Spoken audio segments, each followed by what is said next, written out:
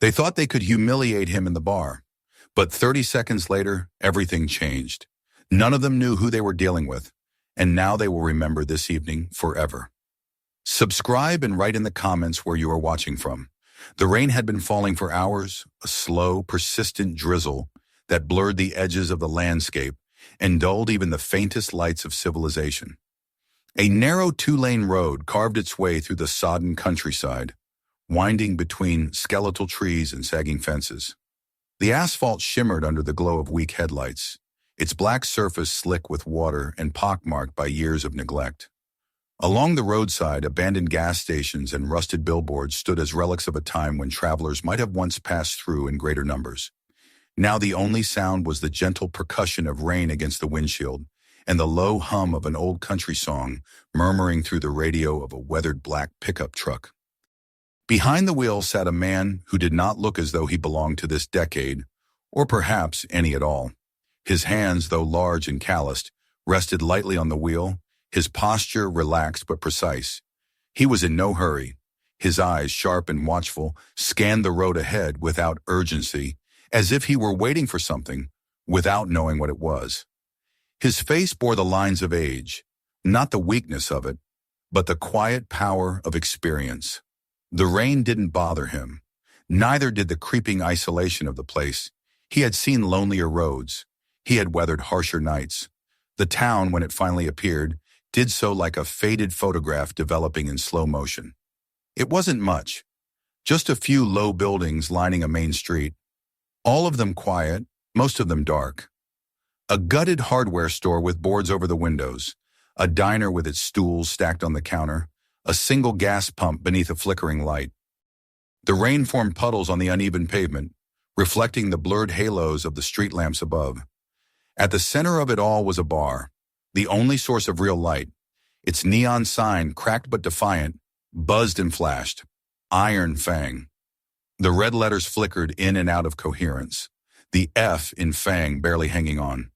From the outside, it looked like a relic from another era, a low timber building with peeling paint, a crooked porch, and a row of motorcycles leaning haphazardly against the railing. Through the fogged windows, a faint amber glow suggested life, or at least the illusion of it. The truck slowed and pulled into a space beside the curb. The man killed the engine and sat in silence for a moment, listening to the tick of cooling metal and the rain on the roof. Then he opened the door and stepped out. The wet air clung to him immediately, cold and metallic. His boots hit the pavement with a solid thud as he crossed the street and pushed open the door to the bar. Inside, the contrast was stark. The warmth, first of all, a dry, heavy heat that smelled of old whiskey, leather, and the residue of 1,000 cigarettes smoked in defiance of regulations. The lighting was low and amber, cast from mismatched hanging bulbs and a couple of old neon beer signs. The bar itself ran along one wall, a polished slab of dark wood scarred by generations of fists, bottles, and cigarette burns. Behind it, a row of dusty bottles stood at attention, their labels faded, their contents unpredictable. There were a few patrons scattered across the room. An old man nursed a pint near the window, his hat pulled low. A couple of locals sat over a quiet game of dominoes, their conversation muted and wary. The jukebox in the corner let out a crackle before switching to a melancholy blues track, the guitar wailing low and long. Nobody turned to look as the newcomer entered. Nobody said anything, but everyone noticed. He walked in without hesitation, his steps steady, his presence understated but undeniable. He chose a seat near the center, not too far from the bar, not too close to the door. He sat down with the composure of someone who had never rushed a decision in his life and rested his hands on the table as he scanned the room, taking in every detail without letting his eyes linger too long. Behind the bar stood a woman in her 60s, lean and erect despite the weight of time. Her hair was pulled back in a tight knot, and a pale scar ran down her left cheek, slicing through the years like a faded memory. She met the man's eyes for a second, then gave a single, almost imperceptible nod. Without a word, she poured a mug of hot coffee and brought it to him, placing it gently in front of him on the worn table. "You just passing through?" she asked quietly. He gave a slow nod. "Looks that way." "You picked a quiet night. I like quiet." She looked at him a moment longer, then returned behind the bar. The others in the room went back to their distractions, but there was an undercurrent now, a subtle shift in the air, a sense of expectation, as if something had tilted the balance of the room, though no one could say quite what. In the far corner, where the shadows pooled deepest, sat a group of 5 men young, loud and brimming with the kind of energy that came from too much beer and not enough discipline. Their jackets were black leather, patched with grimy insignia, their heads shaved close on the sides, tattoos running down their necks and across their knuckles. Boots thudded against the wooden floor as they stretched their legs and shifted in their seats. They had been drinking heavily. The table was cluttered with shot glasses, beer bottles, and an ashtray overflowing with cigarette butts. Their laughter had the edge of cruelty, the sharp bark of men who enjoyed making others uncomfortable. Every now and then, one of them would glance at the bar, make a comment just loud enough to carry. The bartender ignored them. At the head of their table sat a man who spoke little, but whose presence anchored the group. He was taller than the others, though gaunt, his skin pale beneath the flickering lights, his frame angular and sharp. His eyes, though, were what set him apart. They were pale blue and empty, as if whatever had once lived behind them had long since gone silent. His name, or at least the one they used for him, was Bonnie Flash. He didn't laugh with the others. He didn't need to. When he leaned forward, the rest leaned back. When he raised a finger, conversation stopped. For a time, they ignored the new arrival. He didn't fit the pattern they expected from strangers. He didn't glance around nervously or avoid their gaze. He simply sat and drank his coffee, his posture unchanging, his eyes lowered, but not in submission. It was as if he had been waiting for something long before they even knew he was coming. The woman behind the bar continued her work without comment. She poured drinks for the quiet ones, cleaned empty glasses, wiped the surface of the counter with methodical patience. But her eyes kept drifting to the far table and to the lone man in the middle of the room. She knew a storm when she saw it gathering. She'd been in this bar too long not to. Eventually, the inevitable happened.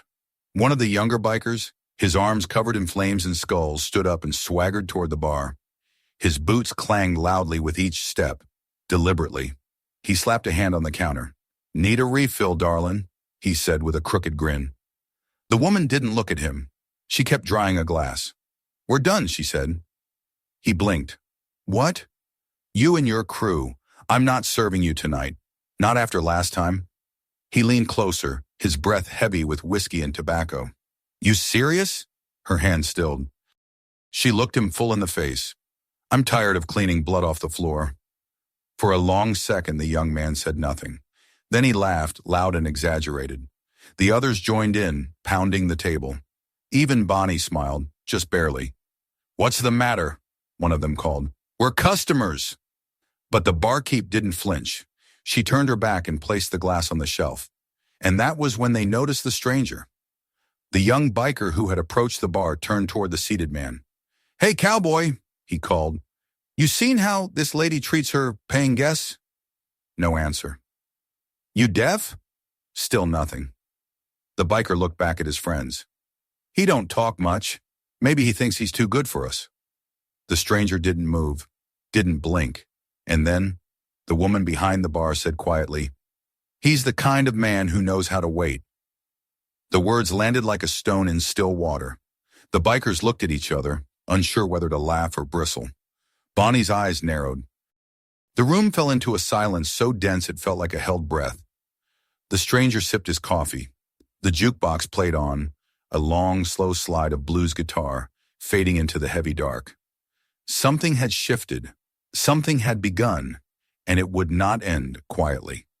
The silence after the woman's words was not immediate, but rather like the dying tale of a struck bell, a subtle, slow collapse of sound.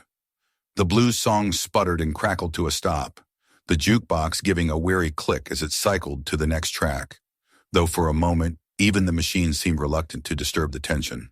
The stranger, the man with the quiet eyes and the steady breath, finished the last sip of his coffee and set the mug back down on the table with a sound that felt louder than it was. The biker who had been jeering a moment ago stood in place, uncertain. There was something in the stillness of the room now, a shift in pressure, as if the atmosphere itself had thickened. A few of the locals near the window had stopped pretending to play dominoes. One man's hand hovered over a domino piece for far too long, the other clenching his beer in a white-knuckled grip. The old farmer stared straight ahead, eyes vacant, but his ears strained toward the scene. Behind the bar, the woman had returned to wiping down a glass, but her eyes were no longer on her work. They were fixed on the man in the center of the room. The bikers exchanged glances. They weren't used to their performances falling flat. In most places like this, one leer, one sharp word, one heavy boot on a floorboard was enough to command the space. Tonight, it was like throwing pebbles into a canyon and hearing no echo. Bonnie Flash hadn't moved. He leaned back in his chair, elbows on the armrests, fingers draped loosely, like a puppeteer waiting for a string to tug. His face was unreadable.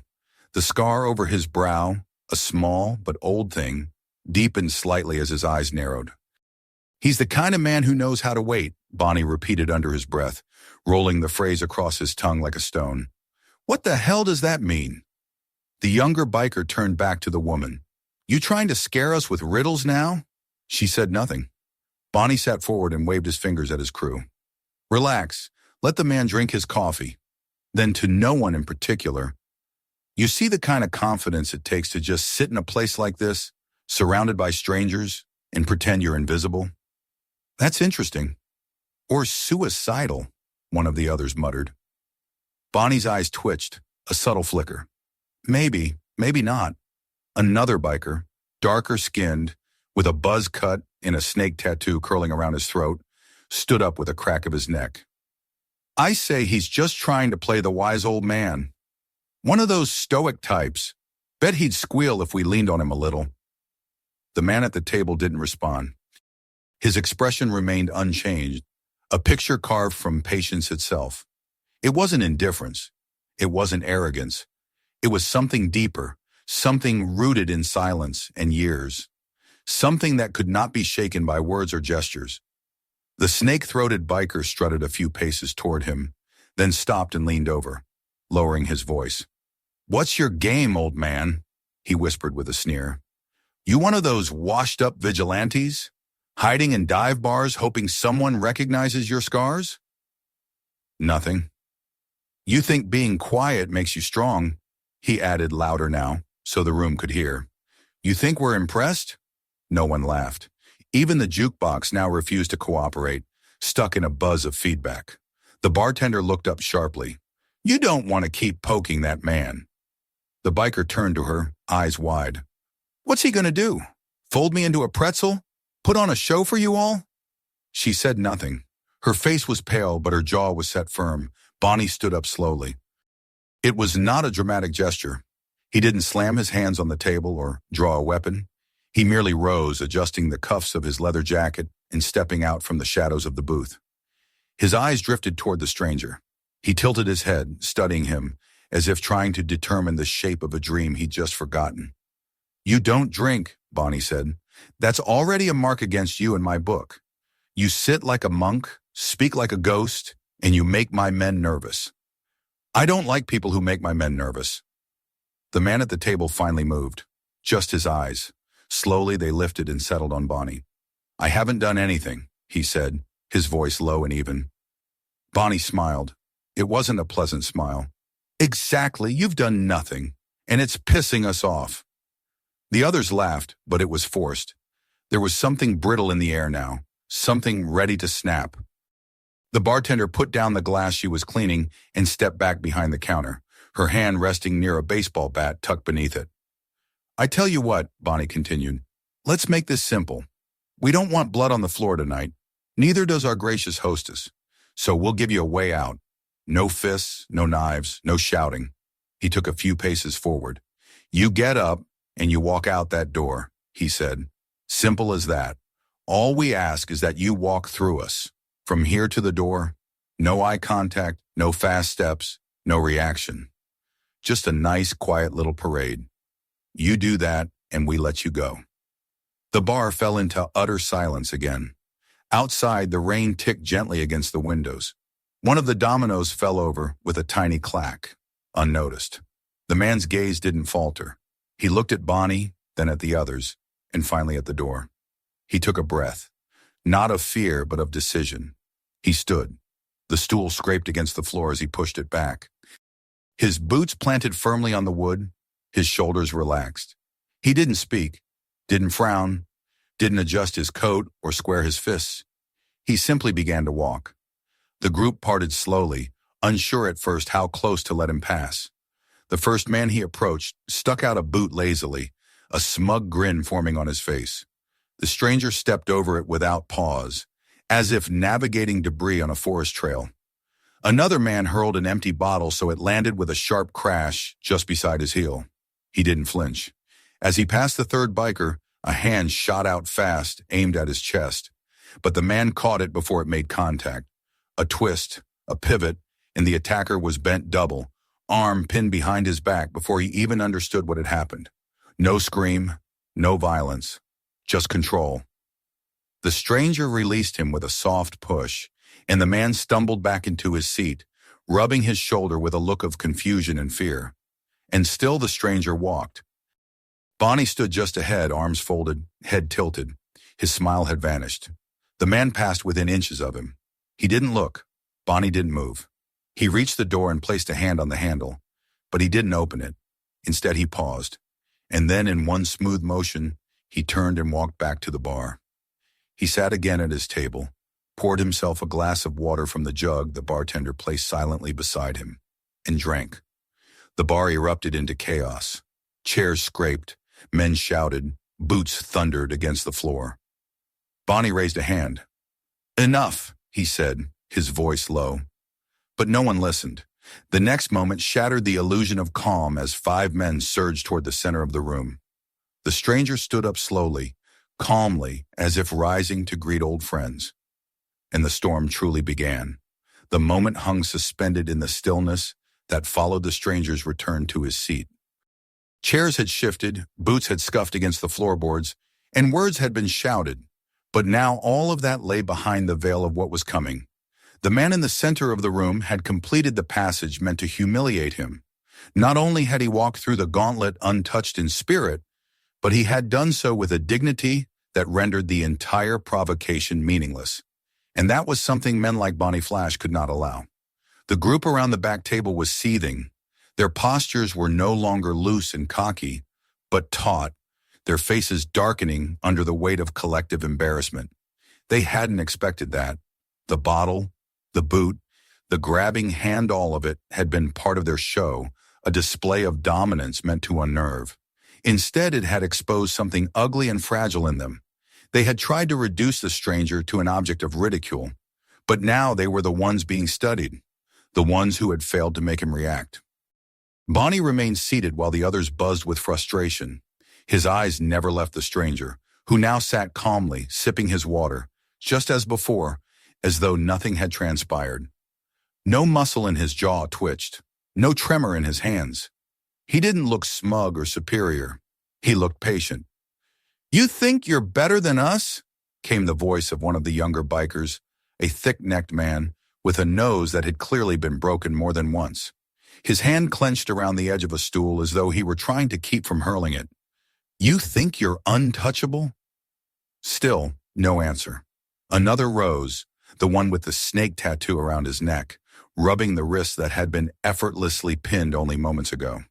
His pride had been wounded, and pride, especially the kind bolstered by alcohol and youth, was a dangerous thing when bruised. "We gave you a chance," he spat. "Gave you a damn chance to walk." A third one, shorter but stockier, his leather vest stretched over his chest, threw his hands out dramatically. "Guy thinks he's some kind of legend, huh? Comes in here all quiet and mysterious, thinks we'll just bow down." The noise built like a rising wind before a storm. They weren't thinking anymore. They were reacting. The stranger's refusal to be reduced had been the greatest insult.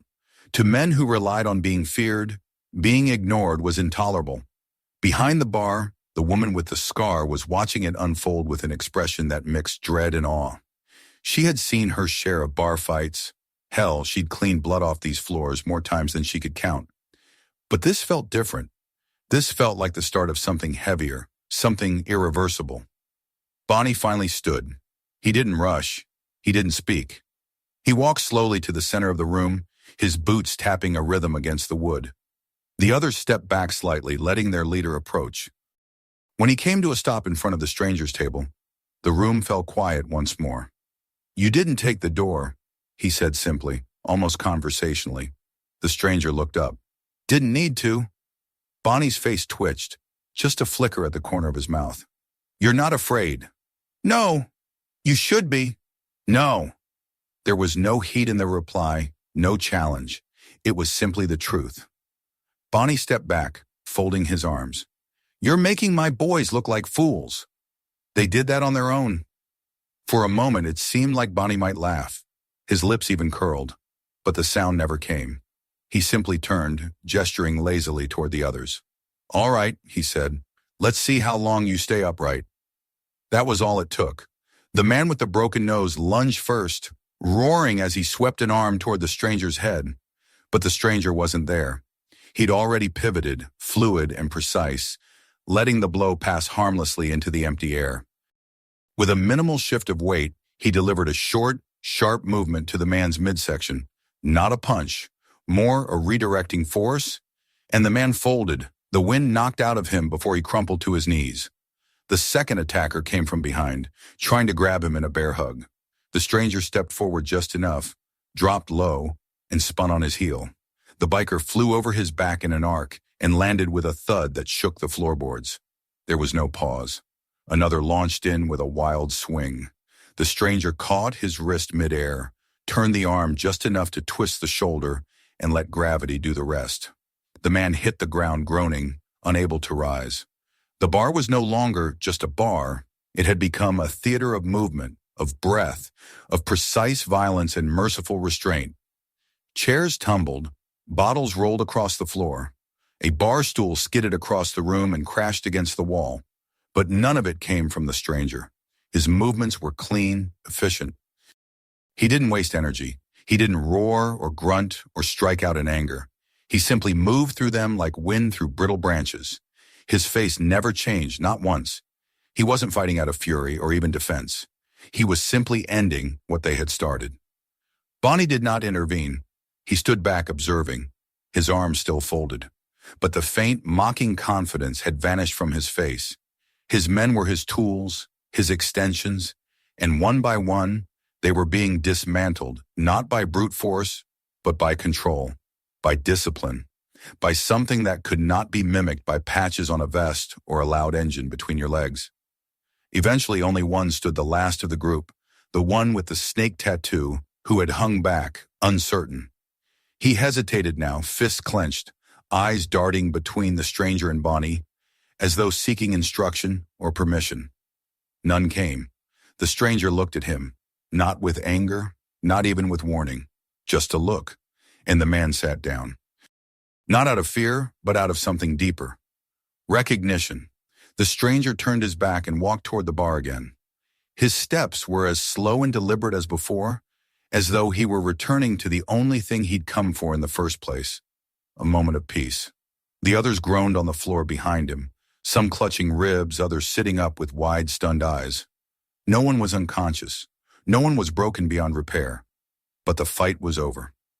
He reached the bar and stood for a moment. The woman didn't speak. She simply placed the coffee pot beside him again, as though the interruption had been no more than a gust of wind that had passed through the room. He poured a fresh mug. Behind him, Bonnie still hadn't moved. The leader's eyes followed the stranger with unreadable calculation. His jaw was tight. The room no longer belonged to him. Not in that moment. Not anymore. The man had passed through their trial and emerged not only unscathed, but unshaken. And the ones who had sought to test him now lay on the floor, their pride splintered like wood beneath a boot heel. But the stranger didn't look at them again. He sat at his table, lifted his cup, and took a slow sip of coffee. The rain tapped on the windows like a gentle applause, and for the first time that night, the bar was truly quiet. No one in the Iron Fang moved.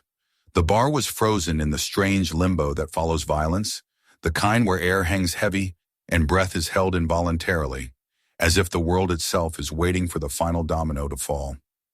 The stranger sat quietly at his table, coffee in hand, his posture as calm as it had been the moment he walked in. Not a wrinkle disturbed his shirt, not a tremor touched his fingers. Around him, bodies stirred on the floor. Young men once loud and wild, now reduced to groaning silhouettes amid overturned chairs and broken silence. Bonnie Flash stood with his arms still folded, his expression unreadable, but his jaw had tightened enough to show the cords of his neck. He had not moved during the altercation. He hadn't given orders, hadn't shouted, hadn't lifted a hand. But now, in the absence of all motion, in the eerie stillness that followed the dismantling of his group, he shifted. One slow step forward, then another. The sound of his boots on the wooden floor was measured, deliberate. Each step announced his presence as much as his silence had. He walked past his men without looking at them. One sat leaning against the wall, clutching a bruised rib. Another was sprawled on his back, arms wide, blinking up at the ceiling in stunned disbelief. Bonnie ignored them all. His focus was absolute. The bartender had gone still behind the bar. Her eyes followed him, but she didn't reach for the bat beneath the counter. Not yet. She knew this was something that would not be settled by force, not at first. Bonnie reached the center of the room and stopped. His eyes remained fixed on the man at the table. "You made your point," he said, his voice even. The stranger took another sip of coffee, then set the mug down. "I wasn't making one." Bonnie's lips twitched into something that could have been mistaken for a smile, but there was no humor in it. "You humiliated my crew. They humiliated themselves. You did it without breaking a sweat. That wasn't the goal." Bonnie took another step closer, just one, and his voice lowered. "You made me look weak." "No," the stranger replied. "You did that when you told them to stop me." That struck a nerve. A flicker of something sharp passed behind Bonnie's eyes, shame or rage, or perhaps the wounded pride of a man who had ruled too long without challenge. He reached into his jacket, but not for a weapon. He pulled out a thin cigarette, tapped it against the back of his hand, and lit it with a silver lighter. The flame danced for a moment before vanishing into smoke. He inhaled, then exhaled through his nose slowly. "You know what I think?" he asked, not waiting for a response. "I think you've done this before. Places like this, towns like this. Strangers like you don't just wander in without knowing what's waiting." The man didn't answer. He didn't deny it. Bonnie chuckled, but it was dry and hollow. "And I think you came here hoping someone would push you. You've been waiting for it, testing us, looking for the excuse." "No," the man said quietly. "I came in for coffee." The line was simple, without irony or humor, but it landed like a blow. For a second, Bonnie's cigarette paused halfway to his lips. The room held its breath again. Then he stepped back. "Fine," he said, and flicked ash onto the floor. "Fine, but we're not done." The bartender's voice cut through the tension like a wire snapping. "Yes," she said, "you are." Bonnie turned to her, slow and deliberate. "Excuse me." "You're done here," she said louder now. "All of you." His face twitched, but she held his gaze without flinching. "Last week," she continued, "you put a boy through that window just because he looked at your jacket. Week before that, you broke a chair over an old man's back. I've cleaned blood off my floor for the last damn time." One of the younger bikers, still sprawled on the floor, muttered, "He spilled a drink on me." The bartender ignored him. "You're not welcome here anymore," she said. "You or your crew. It's over." Bonnie turned back to the stranger. "Is this what you do? You come into places and stir the pot, then leave with the smoke behind you?" "I didn't stir anything," the man replied. "You just weren't ready for silence." Bonnie stared at him, unmoving. Then, without another word, he stubbed his cigarette on the edge of the bar and turned away. He didn't look at the others. He didn't shout or threaten. He simply walked to the far end of the room and took his seat again, in the same booth he'd occupied before. But something was different. Something had changed. He didn't sit like a king anymore. He sat like a man waiting for a sentence. Minutes passed. The bar slowly resumed the quiet rhythm of an interrupted song. The jukebox clicked to life again, offering a low, somber country tune that floated through the room like a benediction. The locals shifted in their seats, murmuring softly. The old farmer took another sip of his drink and stared at the stranger as though seeing something he didn't fully understand. One by one, the fallen bikers pulled themselves upright. Some limped, others leaned on furniture, but none spoke. Their bravado had evaporated. Their swagger was gone. They returned to the booth without fanfare, looking not at Bonnie, not at the bartender, not even at each other. They just sat. The stranger stood again, slowly, and walked to the bar. His steps were steady, unhurried. He poured another glass of water, drank half, then set it down. The bartender said nothing. She handed him a towel. He nodded once, took the towel, and turned back to the room. The silence that followed was different this time, not tense, but heavy with something that felt like shame. He walked to the first man he'd put down, a young blonde-haired kid who still clutched his side with a wince. The stranger knelt beside him. Without a word, he offered a hand. The kid hesitated, looking at him like he didn't know how to respond. Then slowly, he took the hand. The stranger helped him up, handed him the towel, then moved on to the next. He didn't say anything. He didn't scold or gloat. He just helped. One by one, he moved through them, lifting, checking limbs, wiping blood from lips and brows. The men didn't resist. Some looked away. Others stared at the floor. A few mumbled thanks under their breath, barely audible. But none of them tried to stop him. Bonnie watched it all from his seat, hands on the table, unmoving. His eyes were dark, unreadable. He said nothing. By the time the stranger had finished, the bar looked different. Not just tidy or different. The air had shifted again, not to something triumphant, but something quiet, deeper. The fight hadn't ended with broken bones. It had ended with dignity, with restoration, with something no one had expected. The stranger returned to the bar, handed the towel back to the woman. She took it silently, then reached for a bottle behind her.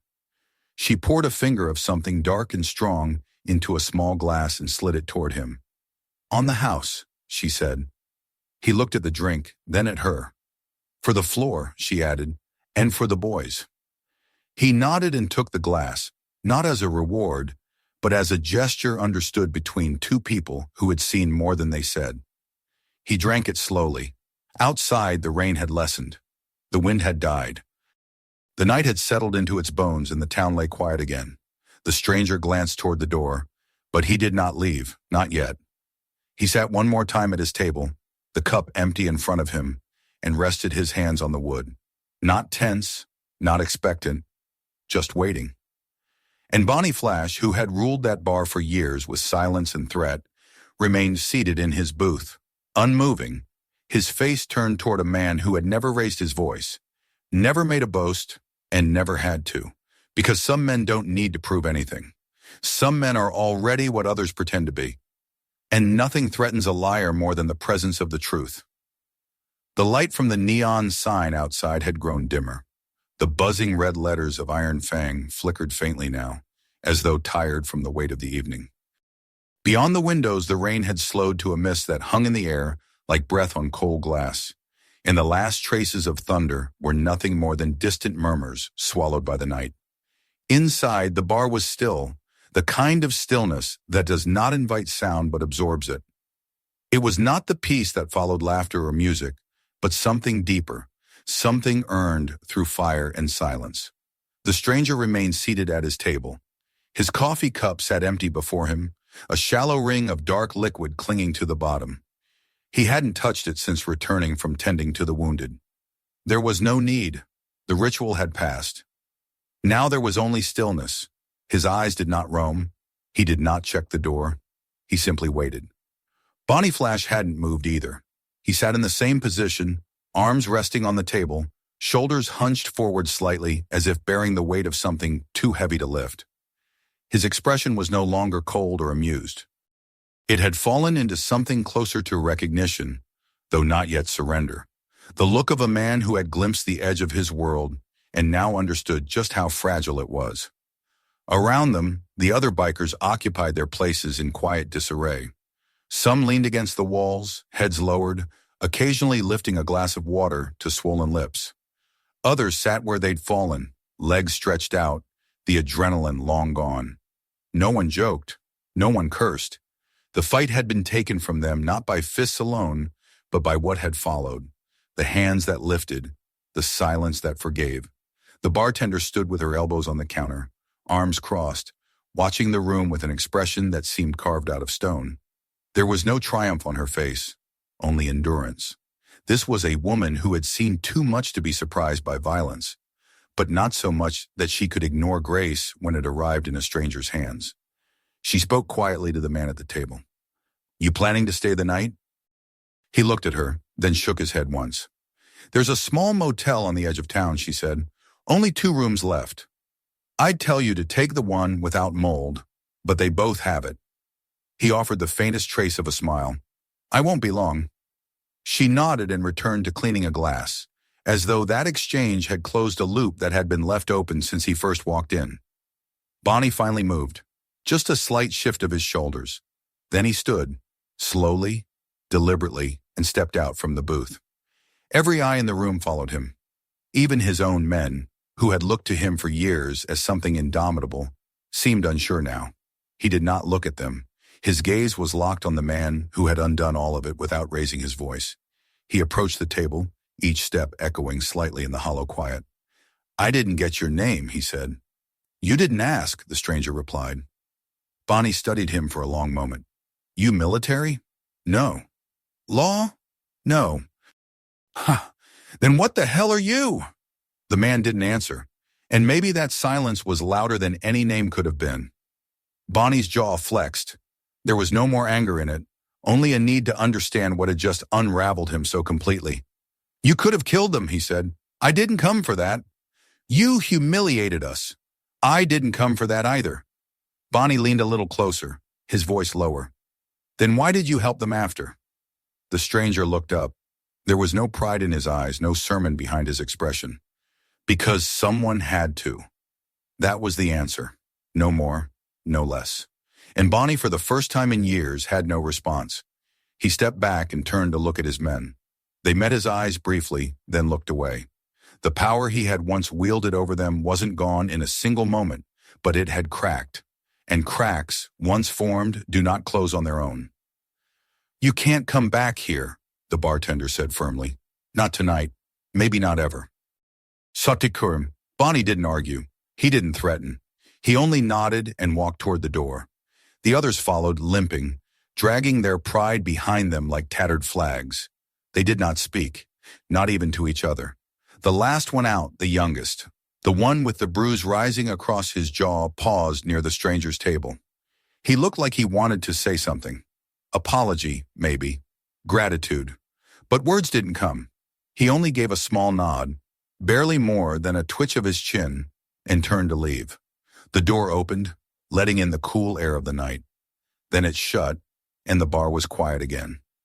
The stranger stood. He walked to the bar and placed a few bills beside his empty cup. "Too much," the woman said. "Not enough," he answered. She didn't argue. He turned and walked toward the exit. The sound of his boots was softer now, absorbed by the air that no longer needed to tense itself in his presence. At the door, he paused and looked back, not at anyone in particular, but at the room as a whole, as if marking it in memory. Then he stepped outside. The street was nearly silent. The mist caught the soft yellow glow of the old street lamp and turned it into a halo of pale gold. The motorcycles were still there, but they stood like abandoned beasts now, inert and meaningless. The air was clean, sharp with the smell of rain and earth. He crossed the street slowly. His truck waited in the same place, the windshield streaked with water, the hood still cool to the touch. He climbed in, turned the key, and let the engine rumble back to life. The dashboard lit up in dull orange, and the old country song resumed where it had left off hours earlier, scratchy and low. He didn't drive away right away. He sat there watching the bar through the window, the way its neon letters flickered and hissed in the dark. Inside, the bartender would be finishing her shift. The locals would be settling their tabs. Someone might sweep up the broken glass. It would be as though none of it had happened, at least on the surface. But something had changed. The iron Fang, long ruled by silence and fear, had met a deeper silence, one forged not from threat, but from discipline, not from rage, but from control. And that silence had won. He put the truck in gear and rolled slowly down the street. No one watched him go. No one needed to. He had not come to be seen. He had come to be, and then to leave. As the town faded in his rearview mirror, the rain began again, gentle, rhythmic, steady. The road stretched ahead, dark and unwinding, and the man who knew how to wait drove on into the night, leaving behind nothing but stillness and the echo of a truth that needed no words. If you enjoyed this story, don't forget to subscribe for more. Make sure to check out the next videos and explore the rest of the channel. And if this video resonated with you, share it with someone who needs to see it.